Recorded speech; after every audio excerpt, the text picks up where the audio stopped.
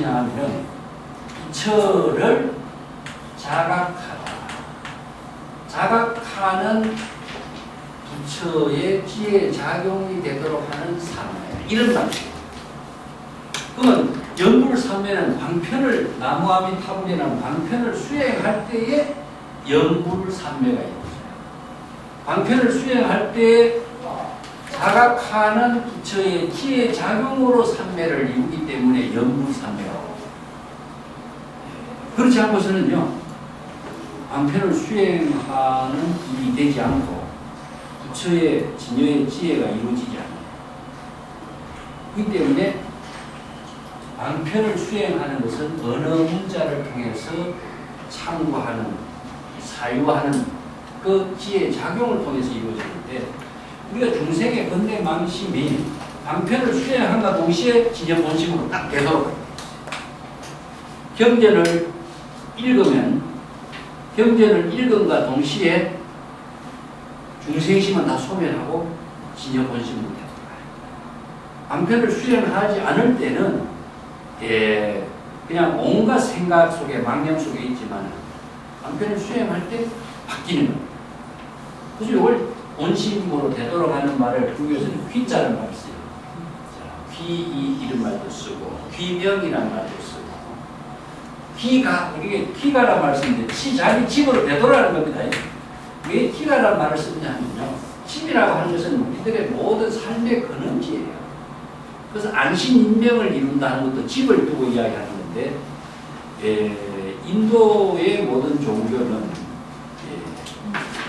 귀라는 것은 근본의 세계를 집으로 해서 외출했다가 집으로 되돌아가는 거예요. 우리가 등산할 적에 생각해. 산에 오르는 것이 목적으로 해서 이게 산에 오르는 것이죠. 그러면 산에 올라서는 뭐합니까? 집에 와야 되겠죠. 이 등산의 본분이라고 하는 것은 오르는 것이 목적이 아니라 올랐다가 집으로 오는 거죠. 집으로 와야 자기의 본래 생활을 되도록 하는 거예요. 이게 모든 근본적인 사고는 집을 중심으로 해서 이루어져 있어요. 그 집을 우리들의 진여 본심의 집이라고 이야기해요. 그래서 이제 사막의 종교 같은 경우에는 외출하고 텐트 생활하고 끊임없이 밖으로 향하지만은 나 이걸 숲의 종교냐 집으로 되돌아가는 것이냐. 그래서 숲에서 집으로 되돌아가는 거, 이것을 귀라고 합니다. 그래서 귀가, 그래서 불교는 환원성의 종교, 본래의 상태로 되돌아가는 종교. 이게 본래라고 하는 것은 항상 진여 본심을 이야기합니다. 그래서 이것은 번뇌망심입니다. 번뇌망심의 숲에서 진여 본심의 집으로 되돌아가는 거예요. 되돌아가도록 하는 방향을 제시해 놓은 것이 불법의 방편본문입니다. 그래서 방편본문을 수행할 때만 이 본래를 되돌아가요. 이게 뭐냐면은 내향성의 종교. 내향성. 다른 사막의 종교는 뭡니까? 외향성의 종교. 응? 외향성. 그래서 기독교나 이런 다른 종교는 사막의 풍토에서 이루어졌기 때문에, 사막이라고 하는 것은 어떻습니까? 안정된 집을 설정할 수 없잖아요. 포장마차가 뭡니까? 바로 집인데, 포장마차는 끊임없이 새로운 오아시스를 찾아가기 위해서 자기 집을 만들거든요. 그것도 필요한 게 뭡니까? 정복, 개척, 도전. 끊임없이 어떤 새로운 환경과 싸움을 하고 정복하고 도전하고 그것을 자기가 생명터전으로 만들지 않으면 살 수가 없어요. 그러다 보니까 버클베리 퀸의 모험이라든가 톰 소야의 모험이라든가 이런 것입니다. 이게 외향성입니다. 그런데 동양은 반대입니다. 내향성이에요. 아무리 멀리 외출했다가도 집으로 되돌아야 편해요.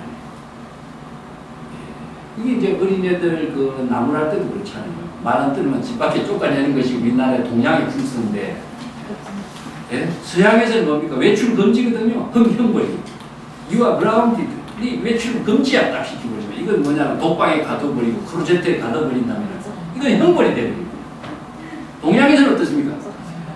독방에 들어가면 더 편안하죠. 이게 내향성의 풍토입니다. 이 종교 문화의 풍토 속에 있습니다. 근데 요새 현대는 도시에 살고 있었는데, 도시의 종교가 사막의 종교 풍토나 숲의 종교 풍토나 이거 다 벗어나서 살고 있는데도 이 인간의 풍토적인 본성은 그대로. 그 미국이라든가 서양의 사람들 아직까지 외향적인 종교의 그 풍토성의 사고 속에서 벗어나지 않아요. 이게 참나 왜 이럴까 하는 겁니다. 이 문제가 우리 진여 본성에 있는 건 아니거든요.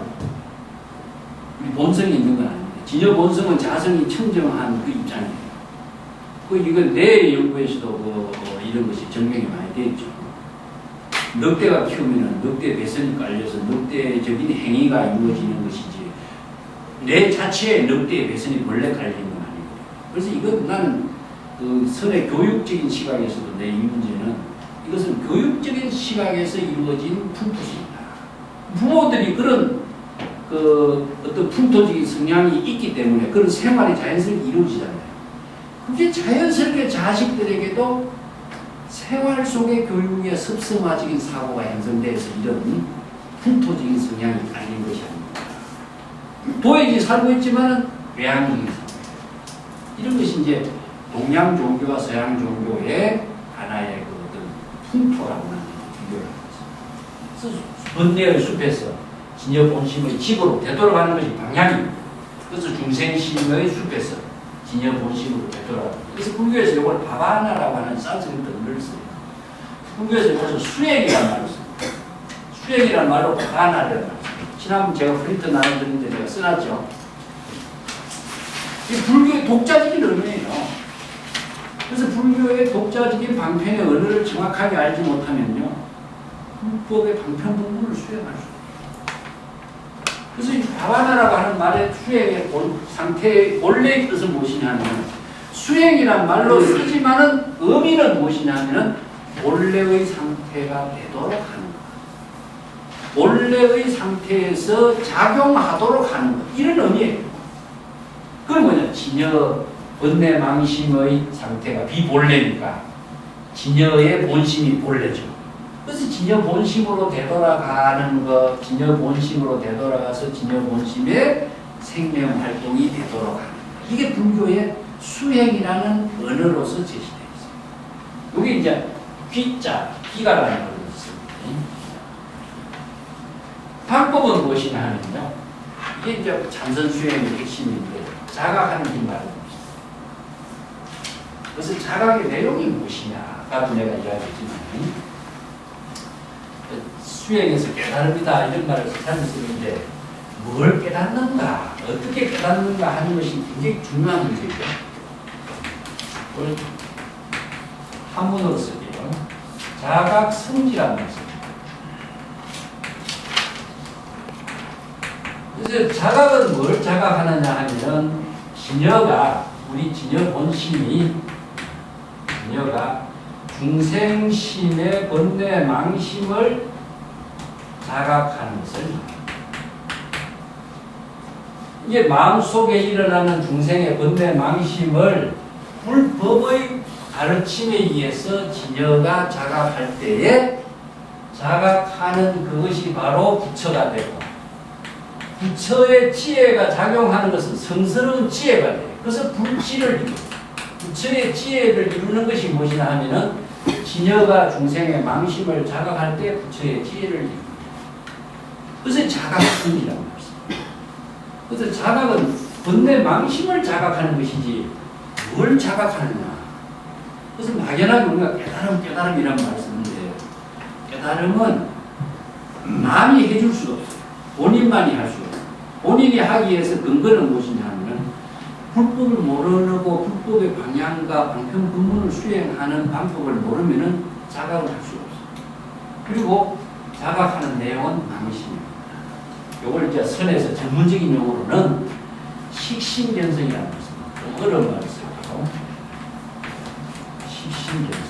육조 단경에서 용어를 쓰는데, 이게 이제 자신의 번뇌 망심이 일어난 사실을 자기가 불법의 지혜로서 인식, 판단하는 거예요. 판단했을 때에 판단하는 그 작용이 바로 자기의 진여 본성을 깨닫게 됩니다. 그래서 변성은 어떻게 하느냐? 자신의 마음속에 일어나는 망심을 자신이 판단하는 자각 성지의 지혜 작용에 의해 가지고 진여 본성을 깨닫게 됩니다. 진여 본성을 깨닫는 것이 성격이거든요. 그래서 이걸 견성을 할 때 성불이 이루어집니다. 그래서 견성, 성불. 그래서 깨달음의 내용이 무엇이냐, 깨달음의 방법이 무엇이냐, 이것을 방편을 수행할 때만이 이루어지고 있는 불법의 수행 방법입니다. 이 구체적인 내용은요, 제가 가끔 다시 반복해서 설명을 하겠습니다. 이게 가장 중요한 것은 방편을 수행하는 방향과 방법을 정확하게 이해를 하십니다. 이걸 정확하게 이해를 안 해놓고서는 불법 수행에 대해서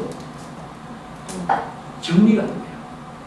그리고 방편을 수행하는 것만이 불법의 수행이 되지, 방편을 수행하지 않고 혼자 내 멋대로 생각하는 것 수행하는 거예요. 이 방편을 수행하게 하는 가장 근본이 무엇이냐? 원력을 세운 신심을 확립하는 거예요. 그거는 뭐냐? 자기 자신의 진여의 지혜가 작용하게 하는 자발적인 진여의 생명활동을 자신이 만들어가게 하는 힘을 남이 해줄 수가 없어요. 자기만이 할 수 있어요. 이것은 이제 뭐냐 하면은, 다르게 표현한다면 죽은 사람을 살리는 작용을 합니다. 이 죽은 사람은 뭐냐 하면은 번뇌망념으로 자기 자신이 생사윤회의 업장을 짓고 있는 것은 자기 자신을 죽이는 일입니다. 근데 자기 자신을 지혜로 살리는 일은 무엇이냐? 바로 견성성불에서 지혜로운 삶으로 생명활동을 만듭니다. 그래서 죽은 자기를 살리는 법을 신심을 수행하는 것과 방편을 수행하는 일로서 하는 것이 불법 공부의 참선공부입니다. 참선공부는 근데 이것은 목적이 있습니까? 목적이 없어요. 누구를 위해서도 없습니다. 자신의 생명을, 죽은 생명을 자신의 지혜로운 생명으로 되살리는 작용을 하는 이 방향과 방법을 붓다가 부처가 제시했습니다. 그래서 이 본인이 원력을 세워서 죽은 자신을 생명활동으로 살리는 작용으로 본인이 해야 할 일이기 때문에 그것은 남이 어떻게 도와줄 수 없다. 그래서 자각만이, 자기 스스로 자각해서만이 성스러운 지혜를 이루는 길만 없습니다. 그래서 이 방법론이 이밖에 없습니다. 그렇게 해서 체득한 지혜를 뭐라고, 무슨 지혜냐? 방편의 지혜라고 합니다. 방편의 지혜.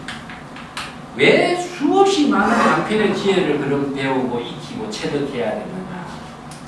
우리가 사바세계에 살고 있는 우리의 생활 환경이 한 가지 지혜로 살 수가 없어요.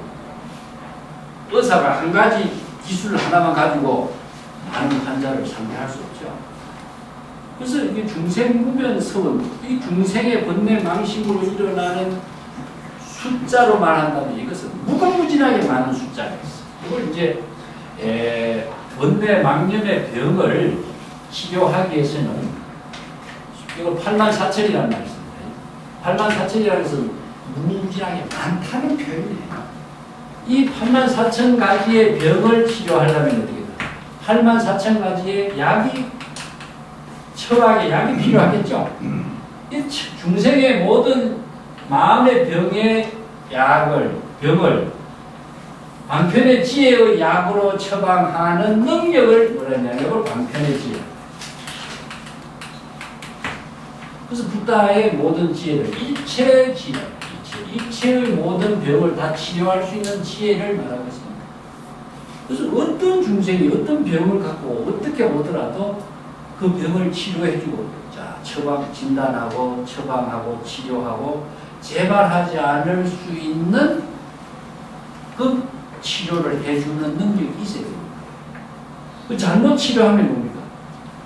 바로 더 큰 병을 만들어주겠죠. 그래서 필요한 것이 무엇이냐? 방편의 지혜가 정법으로서 안목을 갖춘 지혜다. 그래서 정법 안자, 정법의 안목을 갖춘 선지식을 주장합니다. 여기에서. 그 이러한 지혜를 부족하도록 하는 것을 방편지라고.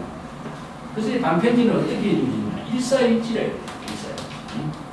한 가지 일을 통해서 한 가지 방편의 지혜를 이룹니다. 이 사라고 하는 것은 무엇이냐면 시절 인연을 통해서 이루어지는 일을 말하고 있습니다. 모든 것이 시간과 공간 속에서 자기 자신이 어떤 대상 경계와 사물과 사건 속에서 어떤 일이 이루어지거든요.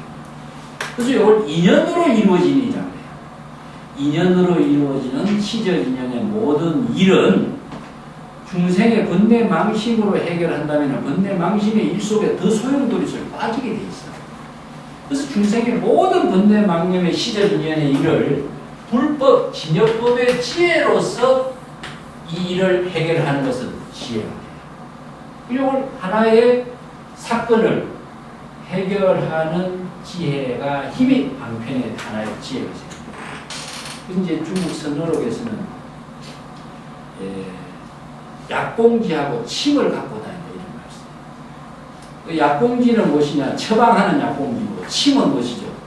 침을 놔주는 치료법이죠. 그 약봉지와 침을 항상 갖고 다니지 않고서는 어떤 환자가 올지라도 그 환자에 맞춰서 어떤 약으로 처방해야 될 것인가, 어떤 침으로 치료해야 될 것인가, 그때그때 상황에 맞춰서 그 의사가 해결해야 할 일이지 한 가지 방법만 가지고 만일의 병에 통하는 방법이라는 건 없잖아요. 그래서 수없이 많은 방편의 지혜를 부족하는 공부를 삼성 공부로 쓰는 이유가 경전에서 수없이 많은 경전이 이렇게 많이 대성불교 경전이 만들어진 것은 역사적으로도 한 사람의 주장이 아니고 수없이 많은 부처가 출연하고 수없이 많은 지혜를 갖춘 선지식이 출연해서 자신이 시절 인연에 따라서 일어나는 다양한 중생의 병을 치료한 경험과 체험과 방편의 지혜를 하나의 제시해서 그것을 어마어마한 경전이 만들어집니다. 이 많은 경전이 비슷한 것도 많지만은 독창성을 다 갖고 있어요. 그래서 많은 방편의 지혜를 부족하는 방법은 많은 경전을 보고 많은 방편의 지혜를 익히고 체험하고 사유하는 길밖에 없습니다. 사유의 문제가 있습니다. 사유를 생각하다 이렇게 하면 안 된다요. 생각하는 것은 자기 주관으로 생각하는 것이다. 사유는 여법하게 자문자답으로 불법으로 사유하는 것을 참선이라고 합니다. 그 불법의 지혜로서 사유하는 것이 진여삼배란 말씀, 이건 좀 어려운 용어지만 만약의 지혜를 이루게 하는 사유가 되어야 참선 공부가 되는데 내 생각대로 이렇게 생각하고 저렇게 생각하고 이건 참선 공부 아니에요. 혼자서 여러 가지 망상 피우는 거죠. 자, 사유한다, 생각한다라고 하는 내용을 한번 봅시다. 사유하다. 요거는 여법하게 진여의 지혜로서 참선군 공부에서 방편을 수행함으로 해서 자각성지, 깨달음을 이루게 하는 수행을 사유하다는 것입니다. 이걸 참선 수행이라고 합니다. 그 다음에 생각하다. 우리가 자기 혼자서 이 생각, 저 생각, 이거 생각하지. 자, 사유하는 거하고 생각하다라고 하는 내용은 뭘까요? 우리가 이런 생각 별로 안 해보셨는지 모르지만 우리가 생각하다라고 하는 생각의 내용은 뭘까요? 생각은 도대체 어떻게 이루어지고 있습니까? 참선 공부하면서 가장 먼저 이거부터 정리가 돼야 돼요. 경전 공부하면서 자기가 생각하는 주관적인 망상으로 생각하는 것인가 아니면 진여법으로 생각하는 것이냐 하는데 이 생각하는 내용은 무엇이냐 하면 언어입니다. 언어잖아요. 여러분 생각하는 내용이 무엇인가 생각해 보세요. 전부 언어입니다. 그렇죠? 우리 집에 애를 생각해 봅시다. 애에 대해서 생각하고 다음에 문제가 이미지. 두 가지에서 생각합니다. 그래서 이걸 불교의 전문 용어로서는 이것을 명, 이건 상. 이미지는 모습이고 자, 예를 들어서 집에 애 이름을 생각해 보세요. 애 이름은 이름이죠. 애 이름을 부르면은 애의 이미지가 떠오르죠. 그래서 명상이 함께 작용하고 있어요. 이게 생각하는 내용입니다. 근데 생각하는 내용하고 생각하는 작용하고가 자기 중심으로 생각한다면 이것은 번뇌망념입니다. 내가 자의식으로 생각하는 건 다 번뇌망념입니다. 그렇기 때문에 번뇌망념을 벗어날 수 있는 유일한 길은 뭐겠어요? 생각하고 사유하는 길은 방편을 수행하는 길밖에 없어요. 방편을 수행하고 방편을 사유함으로 해서 자의식의 사고가 소멸을 합니다. 그래서 경전의 어느 문자를 방편으로 수행할 때 방편 수행과 동시에 함께 연결되는 힘이 무엇이냐? 깨달음의 지혜가 작용하는 힘이 연결돼요. 그렇기 때문에 참선 공부를 어떻게 해야 될 것인가 하는 말이죠. 똑같이 사유하고 생각하는 내용은 다 언어 문자입니다. 언어 문자와 이미지로 이루어졌는데 자아 중심으로 생각하는 것은 전부 다 망념을 내리게 됩니다. 여기 저 무심이라는 글자 써놨죠? 무심이라는 글자를 정확하게 어느 문자가 제시하고 있는 내용을 잘 알고 있으면 마음이 없는 것이라고 보면 어떻습니까? 이거는 잘못 알고 있는데 이게 무심이라는 한마디 언어가 정확하게 방편의 언어로 어떤 의미와 내용과 방편 수행의 힘을 갖고 있는가를 정확하게 알아야 저 무심이라는 말 갖고 참선 공부를 해요. 근데 내 생각으로 무심은 뭐냐? 마음이 없는 것이다. 이렇게 이해한다면 참선 공부가 안 되겠죠. 그럼 무심은 뭐냐? 자의식으로 생각하는 내 마음대로 생각하는 망심이 없는 경지다. 이게 무심이에요. 또 망심이 없으면은 진여 본심으로 이런 말이 되겠죠? 그러면 저 언어가 자신의 진여 본심의 지혜가 작용하는 방편의 언어가 돼요. 이렇게 방편의 언어를 정확하게 알지 못하면 첫째 사유가 안 됩니다. 방편 수행이 됩니다. 그래서 경전과 어록을 공부할 때 가장 중요한 것이 뭐냐? 방편의 수행이 되는 본문으로서 정확하게 알아야 된다. 이게 여법 수행입니다. 그렇게 해서 얻어지는 지혜가 방편의 지혜다. 그래서 참선 공부를 할 때 이제 집에 가서 아침으로 일어나시나 새벽에 일어나시나 이 경전의 한 구절을 딱 놓고 많이 보려고 하죠. 한 구절 진여라고 하는 저 한마디를 갖고 진여 본성이 내 마음에 진여 본성이 작용하는 방향과 방법은 무엇인가? 이거부터 정리를 하시면 돼요. 자, 중생의 번뇌 망심이 작용하는 것과 진여 본심이 지혜로 작용하는 방편 본문의 방법이 어떤 것인가를 하나하나 정리를 하는 이게 참선 공부예요. 거기에서 자신이 정확한 방향과 방편의 지혜를 활용할 수 있는 참선 공부가 시작이 돼요. 그러니까 언어 자체를 잘못 이해하면 참선 공부가 안 됩니다. 자, 이렇게 익힌 참선 공부의 지혜를 우리가 언제 자신의 깨달음의 생활을 해야 되겠습니까? 일상생활을 할 수 있습니다.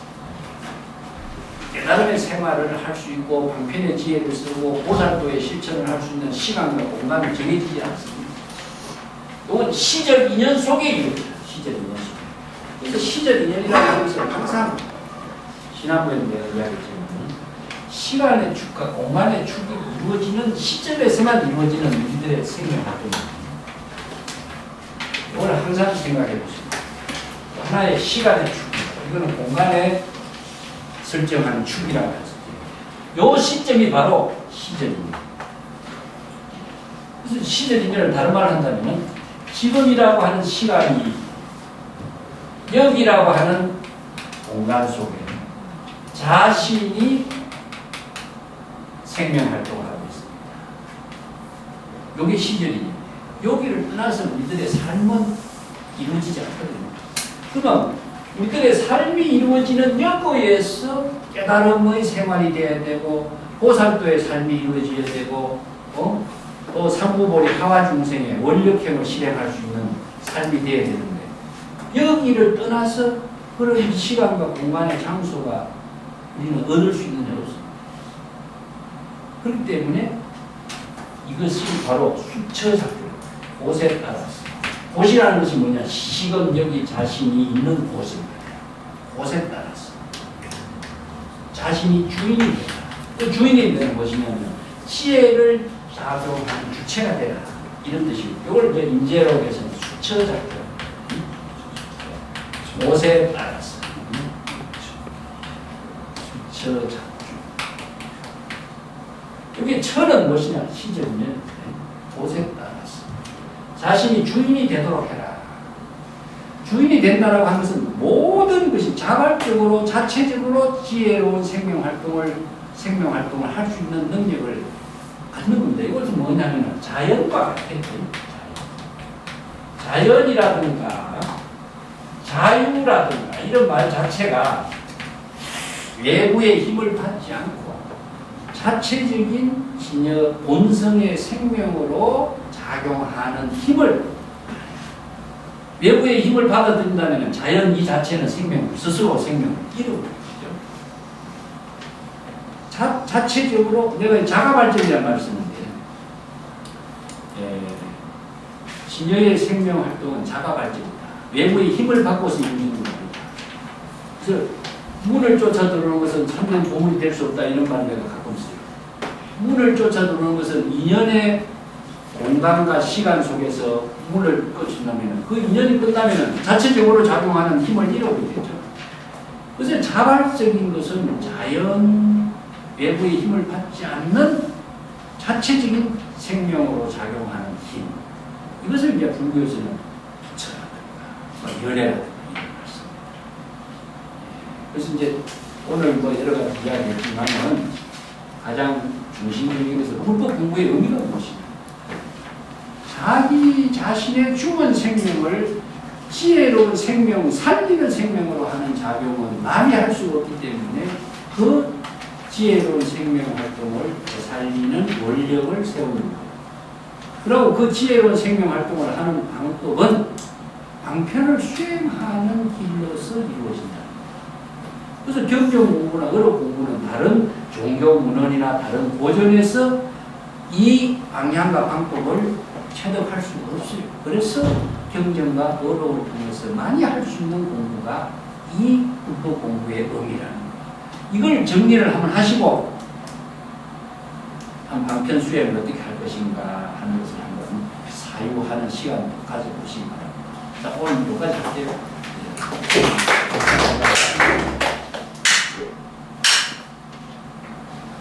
내가 혼자 일방적으로 이야기하는데